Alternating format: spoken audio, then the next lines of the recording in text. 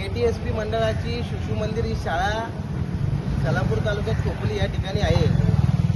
या शाळेमध्ये RTच्या विद्यार्थ्यांचे जे ॲडमिशन झालेले आहेत त्या विद्यार्थ्यांकडून सर्रासपणे 1700 ते 2200 रुपये घेतले जातात.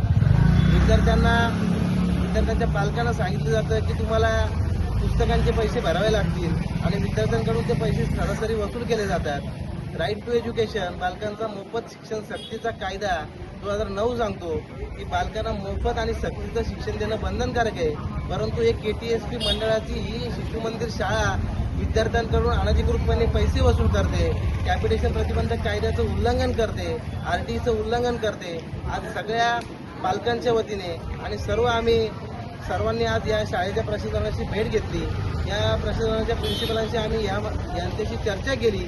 त्यांना आम्ही समजावून सांगितलं, त्यांना RT आम्ही समजावून सांगितला आणि लवकरात लवकर सगळ्या विद्यार्थ्यांचे पैसे परत करावे अशी मागणी आम्ही प्रिन्सिपलांशी केली. परंतु प्रिन्सिपलनी जर या मंगळवारपर्यंत विद्यार्थ्यांचे RTचे जे पैसे त्यांनी घेतलेले आहेत 1700 आणि 2000 रुपये ते जर परत केले नाही तर आम्ही या KTSP मंडळाच्या